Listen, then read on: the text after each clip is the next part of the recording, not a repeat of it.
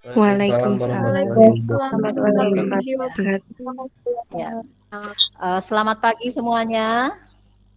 Pagi, Bu. Ya, Ya. pagi Bu. Bagaimana kabarnya hari ini?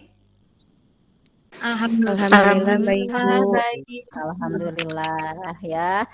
Putri, bagaimana Putri kabarnya? Alhamdulillah baik, Bu. Alhamdulillah semuanya dalam keadaan baik ya. Mudah-mudahan Allah memberikan keberkahan, kelancaran selama kita melaksanakan kegiatan perkuliahan hari ini. Baik saudara, hari ini kita akan memulai perkuliahan. Tujuan dari perkuliahan hari ini yaitu saudara memahami berbagai hal, diantaranya berkaitan dengan hal-hal yang harus kita persiapkan ketika kita akan melaksanakan kegiatan menyimak. Ya, masih ingat? Coba, apa yang dimaksud dengan menyimak? Ayo, karena minggu yang lalu kita pernah belajar terkait dengan hakikat menyimak ya. Ada menyimak, ada mendengarkan, dan satu lagi ada apa? Istilahnya itu apa? Satu lagi, coba siapa yang masih ingat? Yaitu mendengar. Betul. Nah, apa yang saudara ketahui tentang menyimak itu sendiri? Ayo, masih ingat? Apa yang saudara ketahui tentang menyimak? Siapa yang masih ingat? Kegiatan menyimak itu apa? Yo, kegiatan untuk apa? Ayo, siapa yang masih ingat? Menangkap bunyi ya, yaitu kegiatan untuk menangkap bunyi suara dengan penuh perhatian, dengan penuh pemahaman. Nah, tingkatan menyimak itu lebih tinggi dibandingkan dengan dua istilah yang tadi, yaitu mendengar dan mendengarkan. Karena menyimak itu sendiri dilakukan dengan penuh penuh pemahaman, dilakukan dengan sengaja ya, itu yang dimaksud dengan menyimak. Baik saudara, kita langsung ya kepada kegiatan pembelajaran kita hari ini terkait beberapa hal yang harus kita persiapkan ketika kita akan melaksanakan kegiatan menyimak ya. Semuanya diperhatikan ya. Baik Bu. Ya. Nah, kegiatan menyimak ya itu bukan suatu hal yang sepertinya orang mungkin akan menganggap sepele kegiatan menyimak. Padahal itu kita harus dilakukan dengan penuh kehati-hatian, dengan penuh perhatian. Nah mungkin saudara-saudara pernah untuk melaksanakan kegiatan menyimak di rumah? Pernah tidak? Menyimak berita? Pernah, Bu. Pernah. Bahkan ya kita mungkin karena sekarang dalam situasi COVID, kita mungkin lebih banyak meluangkan waktu di rumah, dan mungkin salah satu hiburan untuk kita menghabiskan waktu itu adalah melihat televisi, menonton berita-berita yang ada di televisi. Nah, apakah saudara tahu tidak bagaimana cara kita mencari pokok-pokok berita? Tahu tidak? Ayo, mencari pokok-pokok berita. Dengan 5W1H Bu. Betul ya, itu sudah dibahas sebelumnya. Ketika kita akan mencari pokok-pokok berita, maka kita terapkan yang rumus 5W+1H. Kadang-kadang berita yang kita simak itu mungkin panjang durasinya ya, kita kebingungan ini mana yang harus diambil, misalnya intisarinya tentang apa. Nah, kalau misalnya kita tidak tahu cara untuk mencari pokok-pokok berita, maka mungkin beritanya itu akan tidak sempurna isi beritanya, begitu. Baik, saudara ya. Nah, ini kita mungkin saudara masih ingat tentang tahapan-tahapan menyimak ya. Apa yang harus dilakukan ketika kita sedang menyimak? Yang pertama yaitu ada tahapan untuk mendengarkan ya. Tahapan mendengarkan ini yaitu tahapan untuk menangkap bunyi suara yang ditangkap oleh apa? Kalau menangkap bunyi suara ditangkapnya oleh apa? Telinga Bu. Telinga Bu. Iya, artinya pendengaran kita itu harus betul-betul dalam keadaan sehat ya. Tidak boleh sakit, karena kalau misalnya sakit maka itu akan kesulitan untuk menangkap bunyi suara. Yang kedua yaitu mengidentifikasi saudara ya. Mengidentifikasi, kan tadi di dalam tahapan 1 kita menangkap bunyi suara. Nah yang kedua, tahapan kedua mengidentifikasi. Ketika kita mengidentifikasi berarti kita harus mengelompokkan segala sesuatu bunyi ya yang masuk, yang ditangkap oleh telinga kita. Itu yang kedua. Baik itu mungkin dimulai dari fonemnya ya, dari suku kata, frase, kalimat, sampai mungkin dalam keadaan utuh seperti itu. Nah, setelah diidentifikasi, barulah kita masuk ke dalam tahapan yang ketiga, yaitu tahapan untuk menginterpretasi. Tahapan untuk menginterpretasi ini adalah tahapan untuk apa? Menerjemahkan, saudara ya. Tahapan menerjemahkan segala tadi bentuk kata yang kita kelompokkan. Maksudnya apa? Nah, tahapan yang keempat itu memahami setiap kelompok kata atau misalnya kalimat ya yang kita interpretasikan, lalu kita pahami apa maksudnya di dalamnya itu. Dan untuk yang kelima, tahapan yang kelima itu adalah menilai. Nah, inilah bedanya kegiatan menyimak dengan kegiatan yang lain, kegiatan mendengar contohnya. Karena dalam menyimak kita ada proses menilainya, menilai informasi yang kita terima. Lalu baru sampai kepada tahapan yang terakhir, yaitu tahapan untuk menanggapi. Nah, tahapan menanggapi ini, tahapan bisa responnya dalam bentuk verbal, ya, bisa juga dalam bentuk non verbal. Yang verbal, masih ingat kira-kira nih, respon yang seperti apa? Respon verbal, langsung diucapkan. Kira-kira, bagaimana responnya? Ayo, mungkin kita boleh mengatakan iya, atau misalnya kalau tidak setuju, ya kita boleh memberikan tanggapan tidak setuju. Masih malas misalnya kita untuk memberikan respon verbal, boleh non verbal, yaitu dengan hanya mengangguk-anggukan kepala atau menggelengkan kepala, itu bisa dikatakan sebagai respon ya. Nah, selanjutnya saudara, ini adalah kemampuan penunjang dalam kegiatan menyimak. Ya, kemampuan penunjang dalam kegiatan menyimak itu mencakup beberapa hal. Yang pertama yaitu kemampuan untuk memusatkan perhatian. Ya, jadi betul-betul kegiatan menyimak itu harus bisa memusatkan perhatian. Kepada apa memusatkannya? Kira-kira kepada apa? Kepada bunyi suara, ya, kepada bunyi suara yang harus kita pusatkan. Yang kedua, kemampuan untuk menangkap bunyi. Tentunya kemampuan untuk menangkap bunyi ini kita betul-betul harus bisa mengandalkan telinga kita yang peka begitu ya. Nah, yang ketiga, kemampuan linguistik, kemampuan kebahasaan kita. Kita harus memahami apa maksud dari yang disampaikan oleh si pembicara, atau kita memahami bahasa yang digunakan oleh si pembicara ya.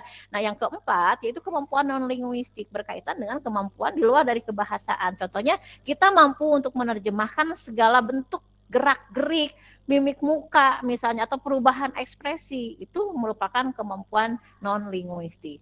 Nah, yang kelima yaitu kemampuan untuk mengingat, saudara ya. Ingat, ini menyimak, bukan mendengar, bukan mendengarkan, tetapi menyimak, di mana kita harus mampu mengingat informasi yang sudah kita simak. Yang selanjutnya itu kemampuan menilai.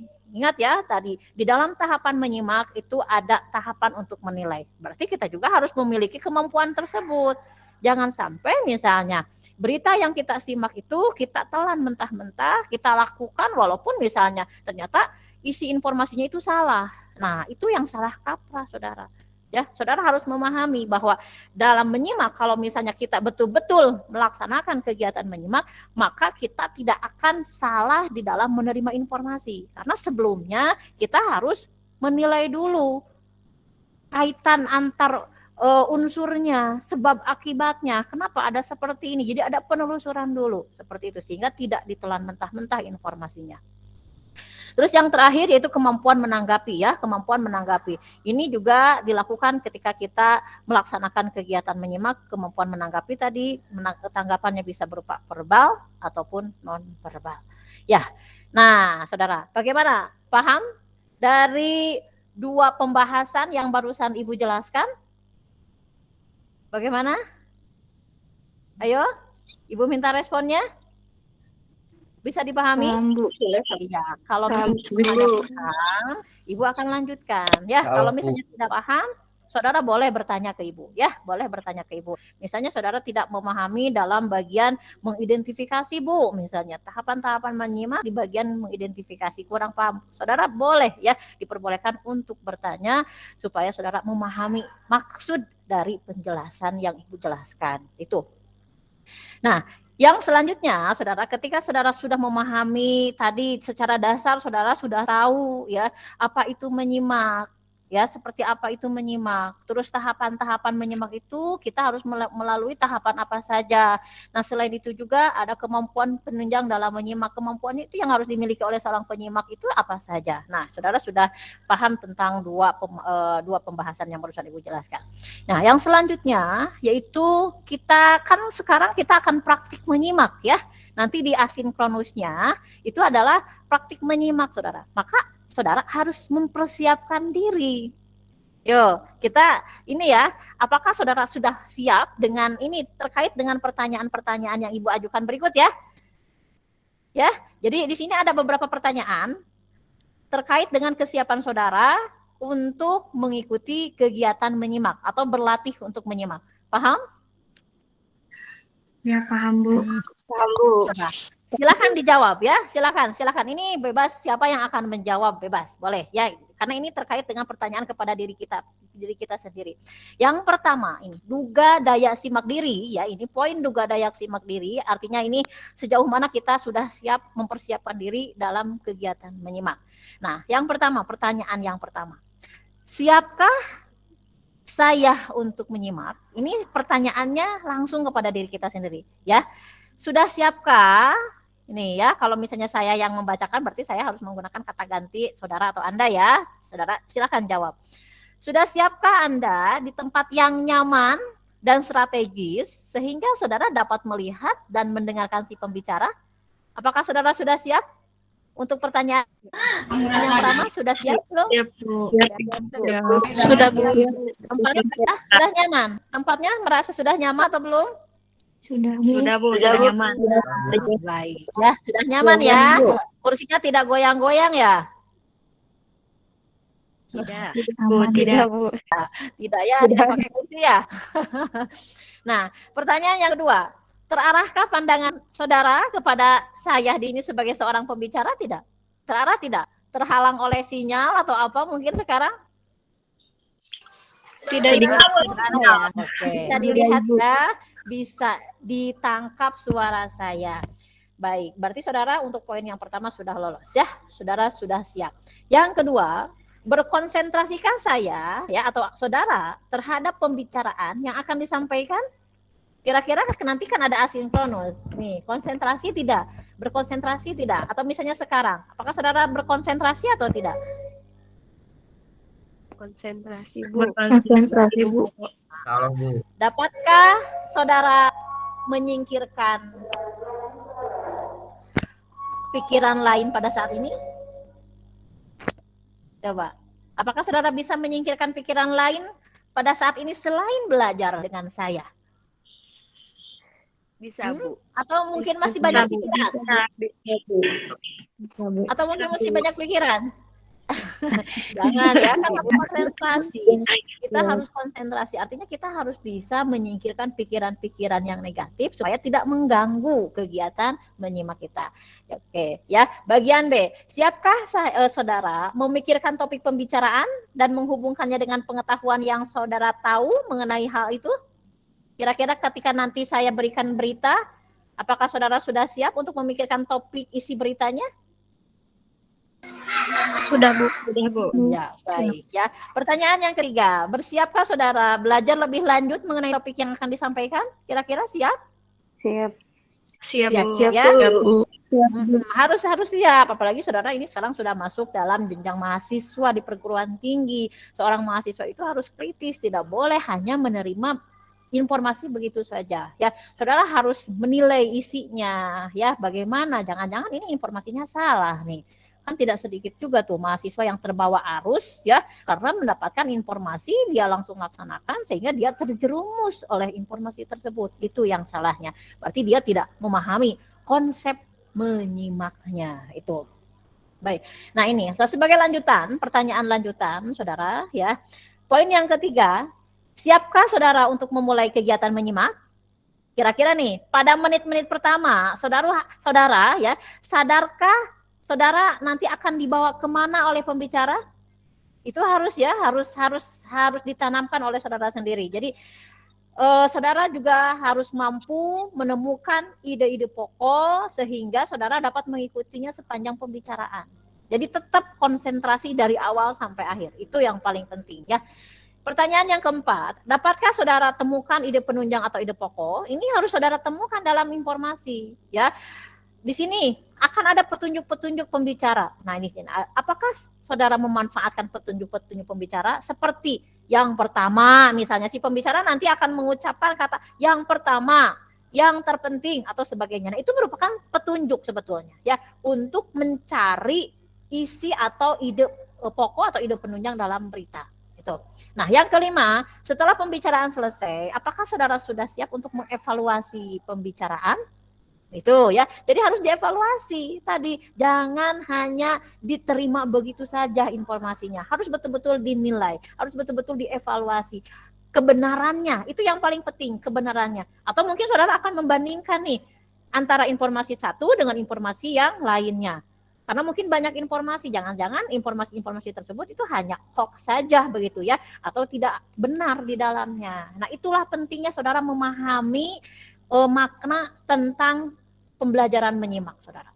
Kegiatan menyimak ya. Orang mungkin sering menganggap sepele kegiatan menyimak ini. Apa menyimak misalnya? Hanya duduk saja, diam saja, mendengarkan saja, misalnya seperti itu. Padahal tidak seperti itu. Tidak seinstan orang pikirkan seperti itu. Ya, ternyata ada tahapan-tahapannya. Baik.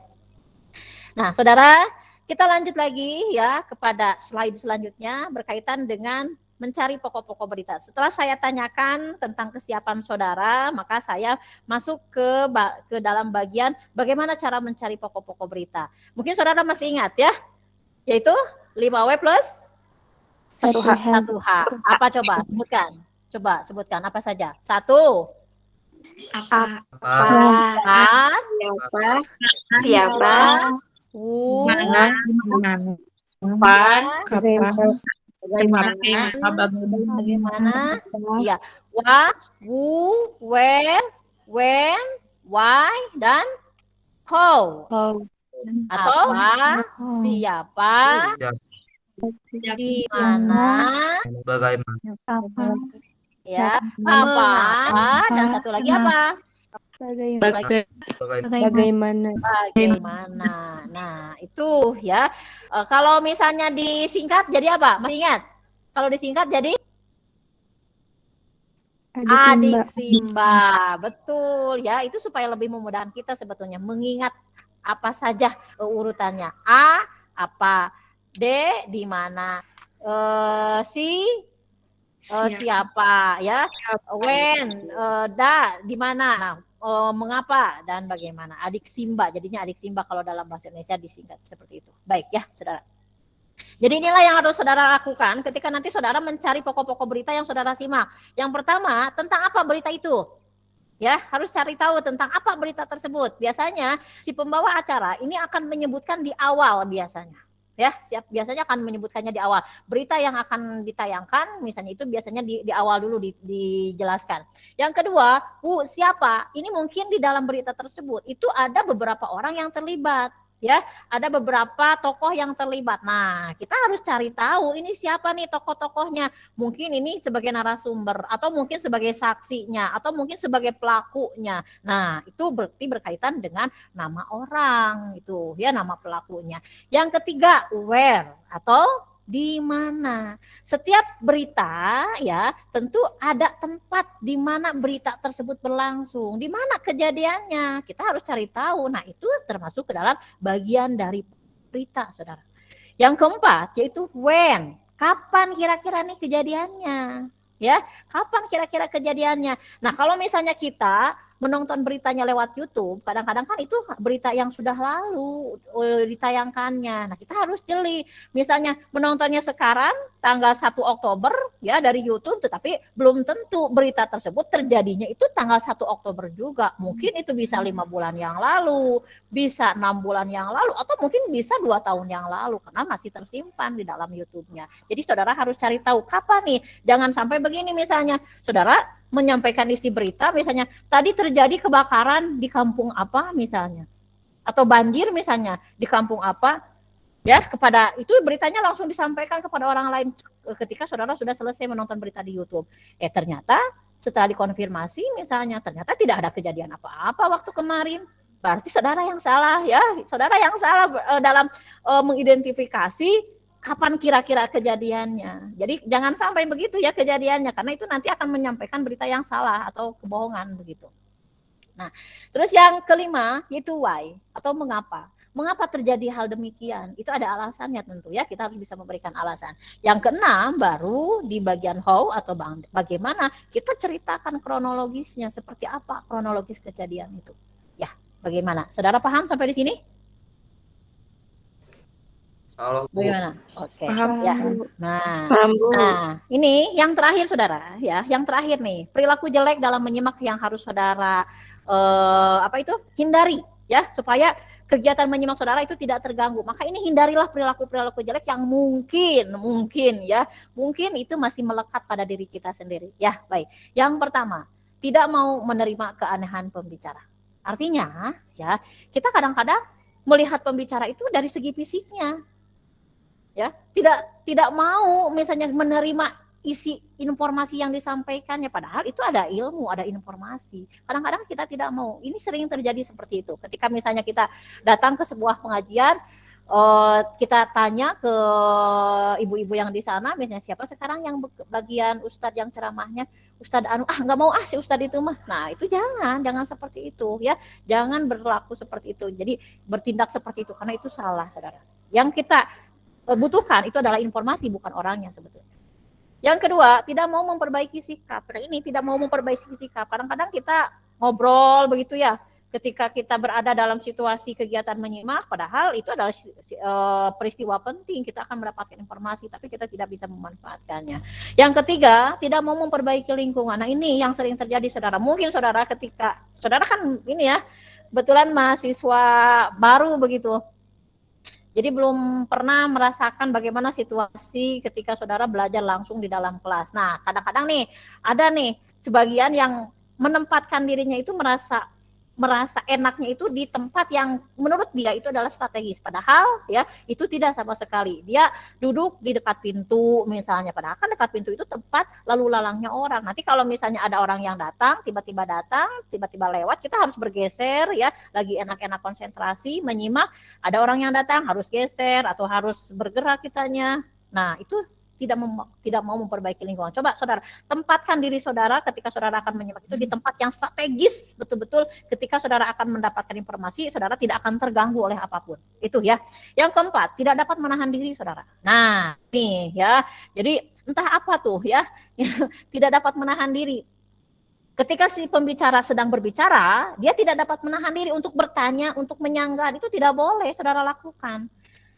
Selesaikan dulu informasinya ya, karena nanti di sesi akhir mungkin si pembicara akan memberikan kesempatan ya kepada pendengarnya untuk mengajukan pertanyaan.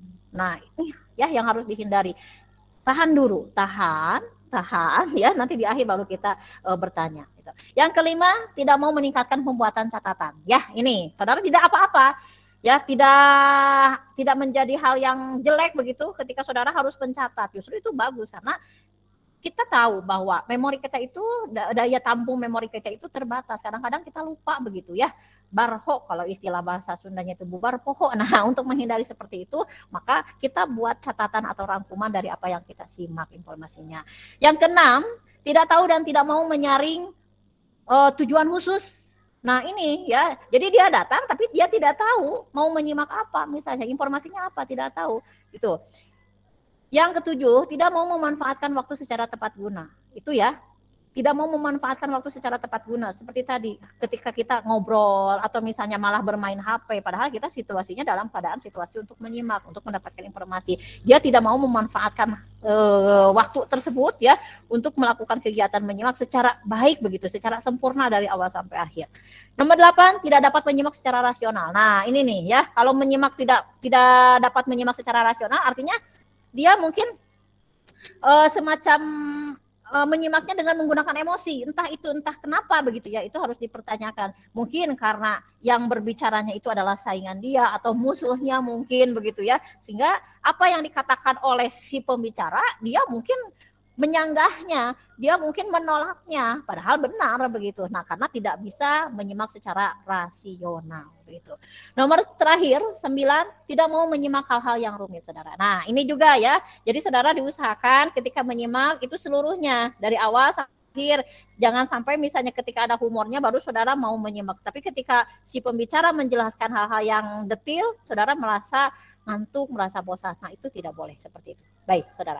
Ya, ini yang kita bahas untuk hari ini ya, terkait dengan beberapa hal yang tadi dijelaskan. Maka Ibu akan menyimpulkan apa yang harusnya saudara persiapkan ketika saudara akan melaksanakan kegiatan menyimak. Yang pertama, fisik saudara itu harus sehat ya, sehat fisik dan mentalnya.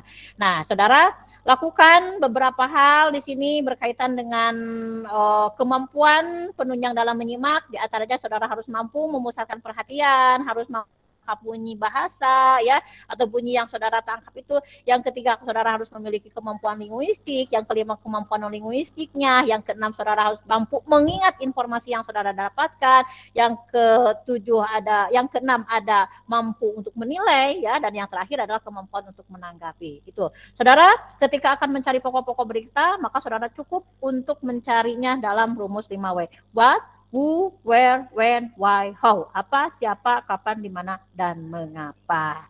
Baik, saudara. Sampai di sini ada pertanyaan?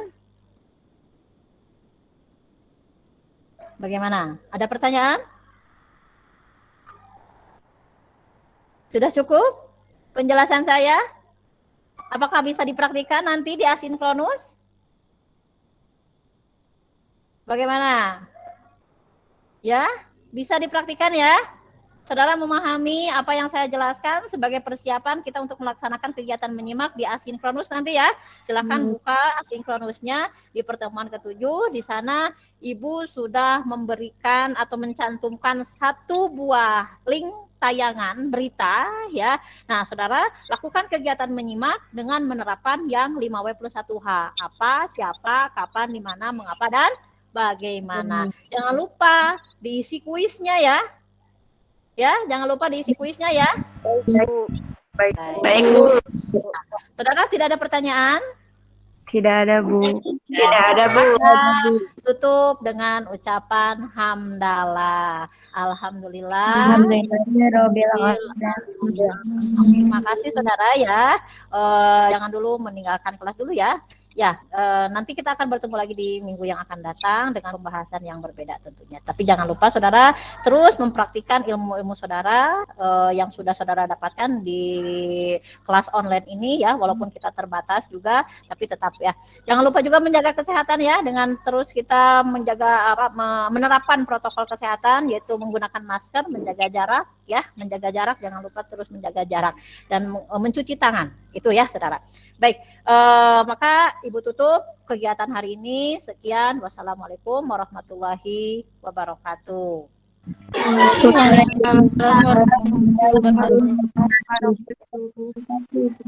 Terima kasih banyak. Sama-sama.